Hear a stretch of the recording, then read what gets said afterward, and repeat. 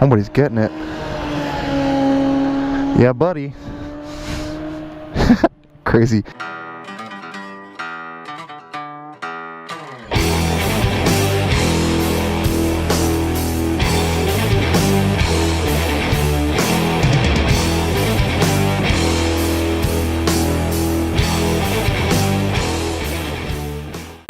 What's up, everybody?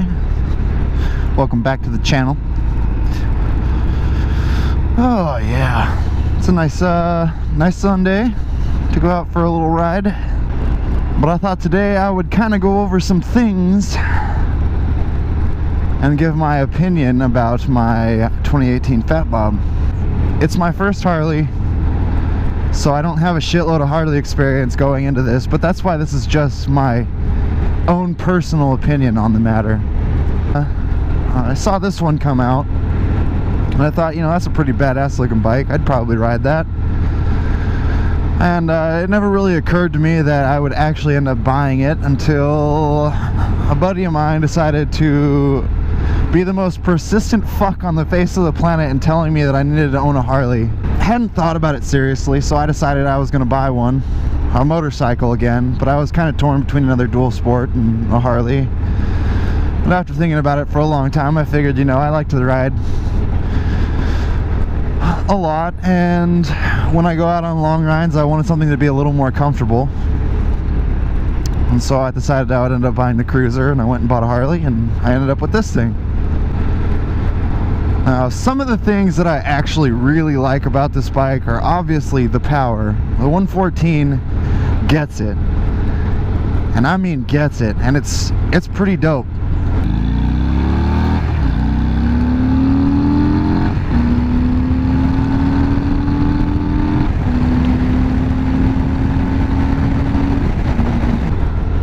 I'm not gonna lie, I like it better than most of the 600s and the 750 street bikes that I've ridden.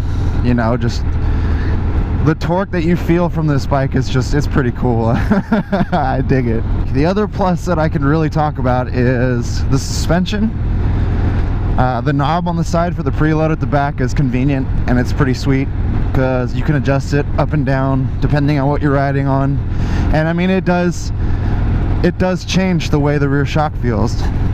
It's kind of a bummer the front end's not adjustable, but I can see why they wouldn't really want to spend the kind of money to make it adjustable, because realistically you don't ever add a lot of weight to the front, and this thing isn't going to be pounding whoops and all sorts of other stuff like a dirt bike would, you know, with changing track conditions and stuff. The asphalt's kind of the asphalt the way it is.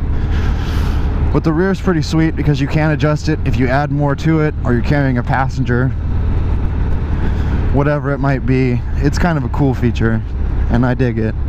The other thing I want to talk about is the cornering on this bike and the way it handles. It was one of the big things that kind of gave me a reason to buy this Harley over all the other ones, and that was lean angle. I'm used to hauling it way over, you know, because the dirt bikes are so high, you don't really have a lean angle until your tires fucking slide out from underneath you. But for something low like a Cruiser, I definitely wanted to be able to pitch it in corners and be able to handle it and not drag, really. And so far I think I've only dragged maybe twice on this bike. Once was leaving a stop sign and I just pushed it way over making a left-hand turn, and the other time I was taking a really sharp right-hand corner and I was actually able to get the peg on the ground. But it was a really tight corner and it took some effort to get it that far over. So it's safe to say that for the most part, unless you're going to be riding some of like the most gnarliest S-curves that were ever fucking built, you probably don't have to worry too much about it. This thing can turn over and not drag. And even when it does drag, it has peg sliders, so no big deal. So the cornering was a huge plus for me as well.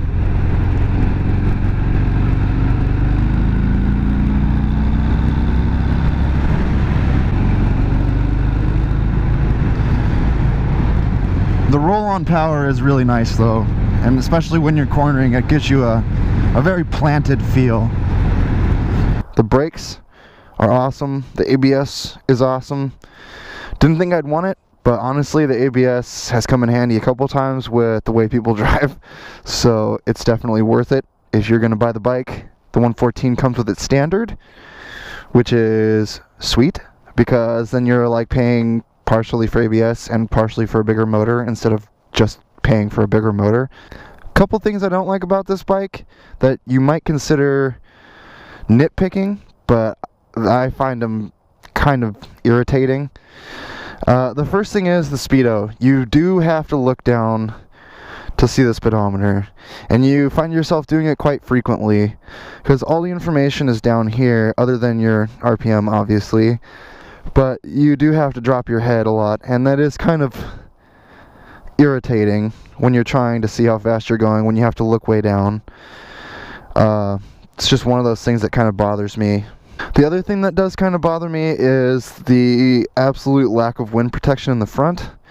I really wish that they were to make some sort of boxy cowling or fairing that fits on here that looks good, rather than having to go to a straight windshield, because that would be a pretty sweet option to have, and I think it would be great for blocking a lot of the wind.